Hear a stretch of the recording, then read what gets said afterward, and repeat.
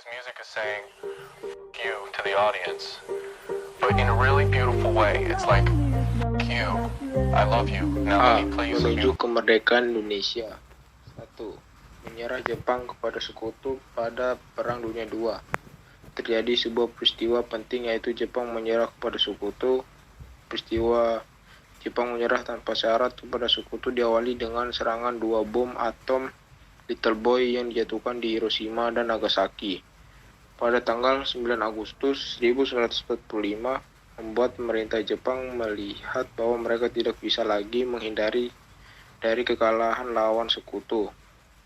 Dalam posisi semakin terjepit ketika melawan sekutu, komando tentara Jepang di wilayah selatan pada bulan Juli 1945 menyepakati dan akan memberikan kemerdekaan kepada Indonesia pada tanggal 7 September 1945.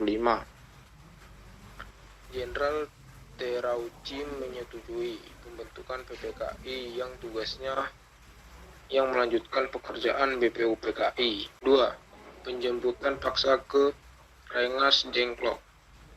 Peristiwa Rengas Dengklok terjadi akibat adanya perbedaan antara golongan tua dan golongan muda dalam menyikapi kekalahan Jepang dalam Perang Dunia II. Perbedaan antara golongan tua dan golongan muda menjelang proklamasi kemerdekaan Indonesia terkait yang tepat untuk melaksanakan proklamasi. Adapun orang yang pertama kali mendengar atau mengetahui berita kekalahan Jepang dalam Perang Dunia II ialah Sultan Syahrir. Tindakan pertama yang dilakukan para pemuda Indonesia, golongan muda yang dipimpin oleh Chairul Saleh, mengingatkan Soekarno dan Muhammad Hatta segera mengumumkan kemerdekaan Indonesia melalui proklamasi. Sementara itu di Jakarta, para anggota PPKI yang diundang rapat pada tanggal 16 Agustus 1945 telah datang dan berkumpul di Gedung Pejambon atau Gedung Kementerian Luar Negeri. Akan tetapi rapat tidak dapat berlangsung karena tidak dihadiri oleh Soekarno dan Muhammad Hatta sebagai ketua dan wakilnya. Setelah bertemu dengan Wakana, akhirnya Soebarjo tahu para pemuda lah yang telah membawa pergi Soekarno dan Muhammad Hatta. Setelah menyepakati desakan golongan pemuda, para tokoh bangsa kembali ke Jakarta dan segera menuju ke rumah Laksamana Muda Maeda di Jalan Imam Bonjol nomor 1, Jakarta. Soekarno dan Mohatta menerima panggilan Mayor Jenderal Nishimura, Direkrut Departemen Umum Pemerintah Militer Jepang. Ketika bertemu Soekarno dan Mohatta, Nishimura menegaskan bahwa Indonesia dalam status quo sehingga rapat PPKI tidak boleh diselenggarakan. Soekarno dan Mohatta sampai pada kesimpulan seperti yang diharapkan golongan muda. Indonesia harus merdeka tanpa Jepang. Dari situlah mereka memutuskan meninggalkan rumah Mayor Jenderal Nishimura dan kemudian menuju ke rumah Maeda dengan satu visi, Indonesia segera merdeka tanpa melibatkan Jepang. Malam itu peristiwa bersejarah, yaitu perumusan teks proklamasi kemerdekaan Indonesia berlangsung tanpa disaksikan Maeda sebagai tuan rumah yang mengundurkan diri dan tidur di lantai 2 rumahnya. Tokoh perumus proklamasi yang dimaksud adalah Insinyur Soekarno, Mohatta, dan Ahmad Subarjo. Kata proklamasi andil Bung Karno, kalimat "Kami bangsa Indonesia dengan ini menyatakan kemerdekaan Indonesia" dinyatakan oleh Ahmad Subarjo. Kalimat hal-hal yang mengenai pemindahan kekuasaan dan lain-lain diselenggarakan dengan cara sesama dan dalam tempo yang sesingkat-singkatnya, andil Bung Hatta. Insinyur Soekarno mengusulkan agar semua yang hadir menandatangani naskah proklamasi. Akan tetapi, usulan itu ditolak oleh tokoh-tokoh dari golongan muda. Soekarni kemudian mengusulkan agar yang menandatangani naskah proklamasi cukup Soekarno dan Mohatta saja atas nama bangsa Indonesia. Selanjutnya, konsep teks proklamasi diketik oleh Sajoeti Melik. Konsep teks proklamasi yang diketik oleh Sajoeti Melik mendapat perubahan sebagai berikut. A. Kata tempoh diganti menjadi tempo. B. Kata di Jakarta 17.805 diganti menjadi di Jakarta hari 17 Boelan 8 tahun 05. C. Kata wakil-wakil bangsa Indonesia diganti menjadi atas nama bangsa Indonesia. Teks inilah dikenal sebagai teks proklamasi yang autentik. Musyawarah perumusan teks proklamasi sampai penandatanganannya baru selesai pada pukul 4 WIB pagi tanggal 17 Agustus 1945. Konsep teks proklamasi kemerdekaan Indonesia terdiri atas dua kalimat berikut. A. Kalimat pertama merupakan pernyataan kemauan bangsa Indonesia untuk menentukan nasibnya sendiri. B. Kalimat kedua merupakan pernyataan mengenai pengalihan kekuasaan. 4. Pembacaan teks proklamasi kemerdekaan Indonesia. Pembacaan naskah proklamasi dipindahkan ke kediaman Soekarno di Jalan Pegangasan Timur 56. Sekarang Jalan Proklamasi nomor 1. Insinyur Soekarno khawatir akan terjadi bentrokan dengan Jepang dan menimbulkan banyak korban jika tetap dilaksanakan di lapangan Ikada. Tanggal 17 Agustus 1945 yang bertepatan dengan hari Jumat di rumah Insinyur Soekarno di Jalan Pegangsaan Timur nomor 56 telah diadakan persiapan-persiapan untuk menyambung proklamasi kemerdekaan Indonesia. Setelah membaca teks proklamasi kemerdekaan Indonesia, acara selanjutnya mengibaran Sang Merah Putih yang diiringi lagu Indonesia Raya, ciptaan W.R. Supratman. Peristiwa proklamasi kemerdekaan tersebut berlangsung 1 jam. Namun peristiwa tersebut sebenarnya merupakan titik kulminasi dari perjuangan panjang bangsa Indonesia untuk mencapai kemerdekaan. 5. Dukungan terhadap proklamasi kemerdekaan Indonesia. Berikut beberapa bentuk sambutan dan dukungan yang muncul. A. Penyebaran berita proklamasi. Para pemuda yang menyebarkan berita proklamasi melalui beberapa cara, antara lain dengan menyebar pamflet, mengadakan pertemuan, dan menulis pada tembok-tembok. Syahrudin selaku wartawan kantor berita Domei berhasil menyelundupkan teks proklamasi ke kantor pusat pemberitaan Jepang. Domei sekarang kantor berita Antara dan diterima oleh Kepala Bagian Radio Waidan B. Palenewan. F. Hus merupakan seorang markonis berita, menerima teks proklamasi kemerdekaan Indonesia dan segera membacakan berita tersebut. Pada tanggal 20 Agustus 1945, pemancar radio disegel oleh Jepang. Para pemuda tidak kehilangan akal. Mereka membuat pemancar baru dengan bantuan teknisi radio seperti Sukarman, Sutamto, Susilo Harjo, dan Suhandar. Alat pemancar radio yang diambil dari kantor berita Domei sebagian dibawa ke rumah Waidan B. Palenewen dan sebagian ke Menteng 31. Di Menteng 31 itulah para pemuda merakit pemancar radio baru dengan kode panggilan WK1. Dari pemancar radio inilah berita proklamasi terus disiarkan. Meladi kemudian memprakarsai pendirian Radio Republik Indonesia RRI pada tanggal 11 September 1945. Berita proklamasi kemerdekaan Indonesia juga disebarkan melalui beberapa surat kabar. Harian Soeara Asia di Surabaya adalah koran pertama yang menyiarkan berita proklamasi.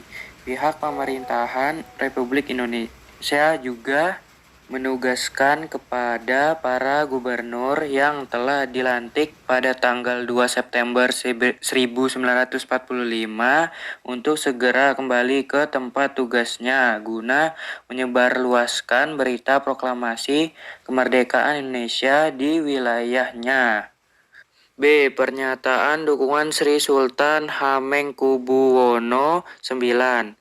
Pada tanggal 19 Agustus 1945, Sri Sultan Hamengkubuwono IX dan Sri Paku Alam VIII telah mengirim telegram ke Jakarta yang berisi ucapan selamat kepada Insinyur Soekarno dan Dr. Mohatta atas berdirinya Negara Kesatuan Republik Indonesia dan atas terpilihnya dua tokoh tersebut sebagai Presiden dan Wakil Presiden Republik Indonesia. Ucapan selamat itu tersirat bahwa Sultan Hamengkubuwono IX dan Paku Alam VIII mengakui kemerdekaan Republik Indonesia dan siap membantu mereka.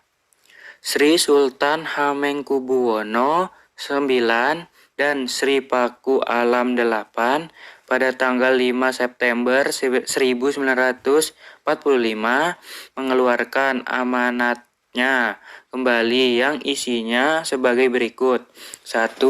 Negeri Ngayogyakarta Hadiningrat bersifat kerajaan dan merupakan daerah istimewa dari negara Indonesia. 2. Sri Sultan sebagai kepala daerah dan memegang kekuasaan atas negeri Ngayogyakarta Hadiningrat. 3. Hubungan antara negeri Ngayogyakarta Hadiningrat dengan pemerintahan pusat negara Republik Indonesia bersifat langsung. Sultan selaku kepala daerah istimewa bertanggung jawab kepada Presiden.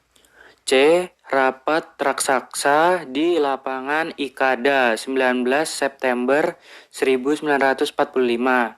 Rapat raksasa dilaksanakan di lapangan Ikada, Ikatan Atletik de Jakarta, tanggal 19 September 1945.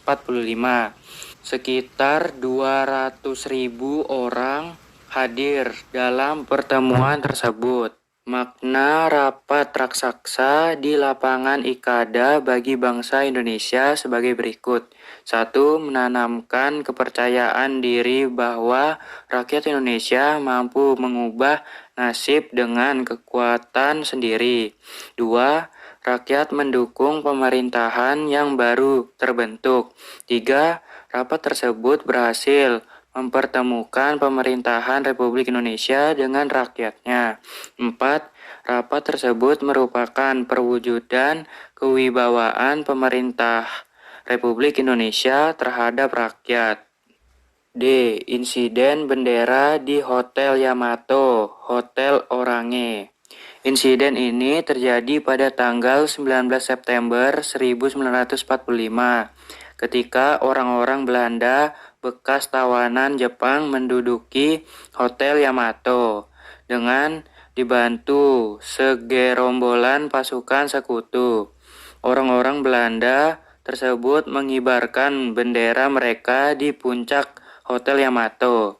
Hal tersebut memancing kemarahan para pemuda. Hotel tersebut diserbu para pemuda setelah pemerintahan Presiden Sudirman untuk menurunkan bendera Belanda ditolak penghuni hotel. Bentrokan tidak dapat dihindarkan. Beberapa orang pemuda berhasil memanjat atap hotel serta menurunkan bendera Belanda yang berkibar di atasnya. Mereka merobek warna birunya dan mengibarkan kembali sebagai merah putih. Insiden tersebut disebut dengan insiden bendera karena kasusnya penyobekan bendera. Makna proklamasi bagi bangsa Indonesia. Pembacaan proklamasi kemerdekaan menjadi momen bersejarah bangsa Indonesia. Proklamasi kemerdekaan dibacakan oleh Presiden Soekarno pada 17 Agustus 1945. Bagi bangsa Indonesia, kemerdekaan merupakan hak untuk mengatur kehidupan berbangsa dan bernegara tanpa adanya campur tangan negara lain, dan menjadi awal dimulainya kehidupan bangsa Indonesia di berbagai bidang kehidupan. Makna yang terkandung dari proklamasi kemerdekaan sebagai berikut. A. Proklamasi kemerdekaan Indonesia merupakan pernyataan kemerdekaan yang memberitahu baik kepada bangsa Indonesia sendiri maupun dunia luar bahwa sejak itu bangsa Indonesia telah merdeka dan lepas dari penjajahan. B. Proklamasi juga dapat dipandang sebagai puncak perjuangan rakyat Indonesia dalam mencapai kemerdekaannya. C. Secara hukum, proklamasi merupakan pernyataan yang berisikan keputusan bangsa Indonesia menghapus tata hukum kolonial dan menggantinya dengan tata hukum nasional. D. Secara politis ideologis, proklamasi merupakan pernyataan bangsa Indonesia untuk lepas dari penjajahan dan membangun negara Republik Indonesia yang bebas dan berdaulat penuh. Pembentukan perangkat Negara Kesatuan Republik Indonesia. 1. Sidang PPKI tanggal 18 Agustus 1945. Sidang pertama PPKI ini berkaitan dengan terbentuknya pemerintahan NKRI yang menghasilkan sebagai berikut. A. Mengesahkan dan menetapkan Undang-Undang Dasar atau UUD Republik Indonesia yang kemudian dikenal sebagai Undang-Undang Dasar 1945. B. Pengangkatan Presiden dan Wakil Presiden RI yang pertama. C. Sebelum terbentuknya Majelis Permusyawaratan Rakyat, pekerjaan Presiden untuk sementara waktu dibantu oleh Komite Nasional. Sidang PPKI tanggal 22 Agustus 1945. Selanjutnya pada tanggal 22 Agustus 1945 PPKI mengadakan sidang ketiga. Hasil sidang ketiga ini merupakan hasil realisasi dari sidang PPKI kedua tanggal 19 Agustus 1945. Adapun hasil keputusan sebagai berikut. Pembentukan Komite Nasional Indonesia yang berpusat di Jakarta. KNIP adalah penjelmaan dari tujuan dan cita-cita bangsa Indonesia untuk menyelenggarakan kemerdekaan Indonesia berdasarkan kedaulatan rakyat. KNIP berfungsi sebagai DPR sebelum pemilu diadakan pada tanggal 22 Agustus 1945. Komite Nasional Indonesia dibagi menjadi bagian, yakni untuk pusat akan dibentuk KO Nasional Indonesia Pusat KNIP. Sedang daerah akan dibentuk Komite Nasional Indo Daerah KNID. Tanggal 16 Oktober 1945 yang isinya meliputi hal-hal berikut. 1. KNIP sebelum DPR atau MPR terbentuk diserahi kekuasaan legislatif untuk membuat undang-undang, ikut menetapkan garis-garis besar haluan negara GBHN. 2. Berhubung pentingnya keadaan, maka pekerjaan sehari-hari KNIP diiakan oleh sebuah badan pekerja KNIP yang diketuai oleh Sultan Syair dan wakilnya Anur Syarifuddin. Pembentukan partai-partai politik. Partai Nasional Indonesia pada waktu itu dimaksudkan sebagai satu-satunya partai politik di Indonesia. Demi kelangsungan kehidupan demokrasi, maka KNIP mengajukan usul kepada pemerintah agar rakyat diberikan kesempatan seluas-luasnya untuk mendirikan partai politik. Sebagai tanggapan atas usul tersebut, maka pada 3 November 1945 pemerintah mengeluarkan maklumat pemerintah yang pada intinya berisi memberikan kesempatan kepada rakyat untuk mendirikan partai politik. Membentuk Badan Keamanan Rakyat. Pada Badan Keamanan Rakyat ditetapkan sebagai bagian dari Badan Penolong Keluarga Korban Perang yang merupakan induk organisasi yang ditujukan untuk memelihara keselamatan masyarakat.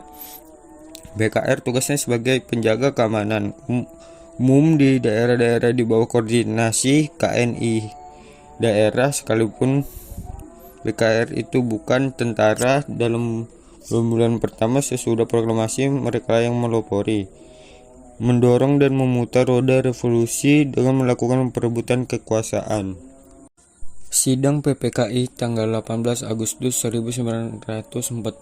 Sidang pertama PPKI ini berkaitan dengan terbentuknya pemerintahan NKRI yang menghasilkan keputusan sebagai berikut. A. Mengesahkan dan menetapkan Undang-Undang Dasar Republik Indonesia yang kemudian dikenal sebagai Undang-Undang Dasar 1945. Undang-undang merupakan hukum dasar tertulis. UUD di Indonesia dirancang oleh BPUPKI pada tanggal 10 sampai 16 Juli 1945 dalam sebuah panitia perencana Undang-Undang Dasar yang diketuai oleh Insinyur Soekarno. Rancangan Undang-Undang Dasar tersebut kemudian dibawa ke sidang PPKI tanggal 18 Agustus 1945. Pengangkatan Presiden dan Wakil Presiden RI yang pertama pukul 15.00 WIB. Sidang PPKI tanggal 18 Agustus 1945 dimulai kembali. Agenda utama pemilihan presiden dan wakil presiden. Sebagai dasar hukum pemilihan presiden dan wakil presiden tersebut harus disahkan dahulu, yakni pasal 3 dari aturan peralihan. Ini menandai untuk pertama kalinya presiden dan wakil presiden dipilih oleh PPKI. Sebelum terbentuknya Majelis Permusyawaratan Rakyat, pekerjaan presiden untuk sementara waktu dibantu oleh Komite Nasional. Sidang pertama tanggal 18 Agustus 1945 juga menyepakati tentang terbentuknya semacam lembaga yang bertugas untuk membantu tugas presiden sebelum terbentuknya Dewan Perwakilan Rakyat. Melalui pemilihan umum, lembaga tersebut kemudian dinamai dengan Komite Nasional Indonesia. Kedua, sidang PPKI tanggal 19 Agustus 1945. A. Membentuk Kementerian dan Lembaga Negara Indonesia. Pada sidang kedua tanggal 19 Agustus 1945, Soekarno menunjuk Ahmad Sutarjo, Kartodikusumo, dan Mr. Kasan untuk membentuk panitia kecil membahas tentang Kementerian Indonesia dan lembaga negara dan membahas tentang pembentukan provinsi. Pada tanggal 2 September 1945, Presiden Soekarno menindaklanjuti hasil dari panitia kecil tersebut dengan membentuk kabinet pertama Indonesia. Ada 12 kementerian dan 4 lembaga tertinggi negara. B. Pembentukan provinsi serta pemimpin daerah atas rekomendasi dari Otto Iskandar Dinata. Presiden Soekarno memberikan provinsi beserta pemimpin daerahnya. Pembagian provinsi ini terbagi pelantikan menteri dan lembaga tinggi negara. 8 provinsi tersebut ialah Provinsi Sumatera Tengku Muhammad Hasan. 2. Provinsi Jawa Barat Sutarjo Kartodikusumo. 3. Provinsi Jawa Timur R.A. Suljo. 4. Provinsi Jawa Tengah R. Panji Suroso. Provinsi Sunda Kecil I. Gusti Ketu Puja. 6. Provinsi Kalimantan Insinyur Pangeran Muhammad Nur. 7. Provinsi Sulawesi Dr. GS 2 Ratulangi. 8. Provinsi Maluku Mr. J. Lathahari. Pembentukan Badan Negara pada tanggal 19 Agustus 1945 di Gedung Kebaktian Rakyat Jawa di Jalan Gambir Selatan. Nomor 10 Presiden Soekarno. Wakil Presiden Muhammad Hatta, Mr.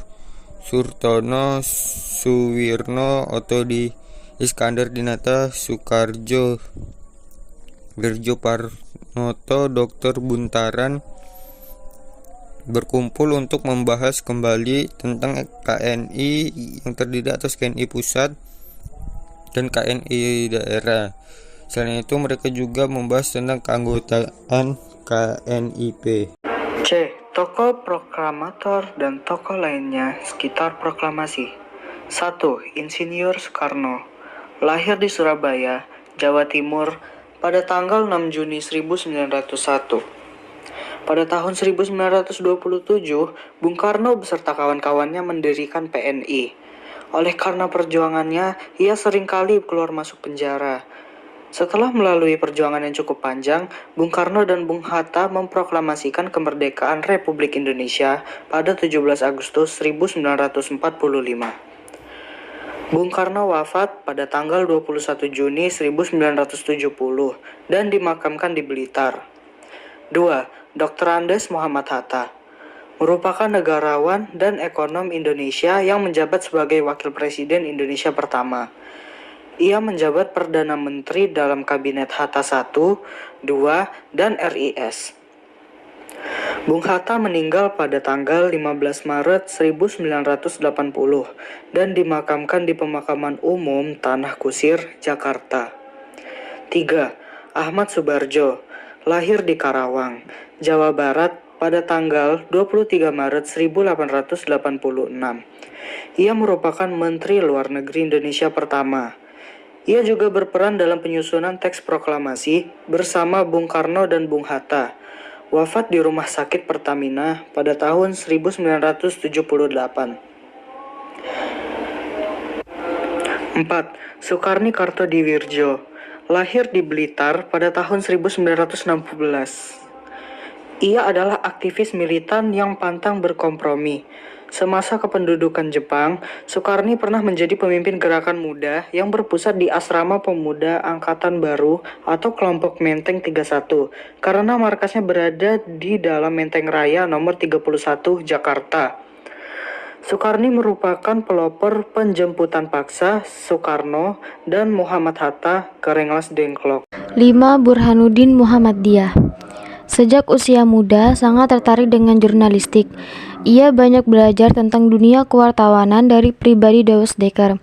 Setelah tentara Jepang menjajah Indonesia, BM dia bekerja di Radio Hosokyoku sebagai penyiar siaran bahasa Inggris. Pada tanggal 1 Oktober 1945, BM dia mendirikan Harian Merdeka. Dia menjadi pemimpin redaksi. 6. Sajoti Melik. Sajoti Melik dikenal sebagai pengetik naskah proklamasi kemerdekaan Indonesia. Ia dikenal aktif dalam bidang jurnalistik dan politik. Sajoti Melik termasuk dalam kelompok Menteng 31 yang berperan dalam penjemputan paksa Soekarno-Hatta pada tanggal 16 Agustus 1945 atau lebih dikenal dengan peristiwa Rengas Dengklok. 7. Latif Hendraningrat. Latif Hendraningrat atau lengkapnya Abdul Latif Hendraningrat adalah seorang prajurit peta berpangkat Cudaco atau Komandan Kompi. Karena berlatar militer, maka ia ditunjuk sebagai penanggung jawab keamanan upacara proklamasi kemerdekaan Indonesia. Cukup sekian presentasi dari kami. Presentasi yang usai begitu cepat, sama halnya dengan dia yang kisahnya singkat tapi kenangannya melekat.